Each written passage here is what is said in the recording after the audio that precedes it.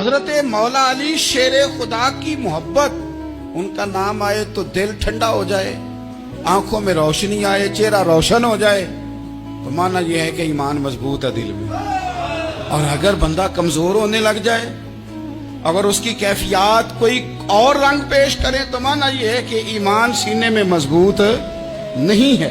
حضرت علی شیر خدا سے حضور کا جو قربت کا تعلق دیکھیں، کچھ لوگ ایسے ہوتے ہیں کہ جن سے قربت ہوتی ہے، آپ نے کبھی دیکھا ہے ہر بندے سے مل کے بندہ رو نہیں سکتا، ہر بندے کو دیکھ کے رونا آتا نہیں، لیکن کچھ لوگوں سے روح ملتی ہے نا کسی کی، تو ویسے کبھی وہ بندے مل جائے نا، دل کرتا ہے تینوں سامنے بٹھا لاں تے درد پرانے چھیڑاں۔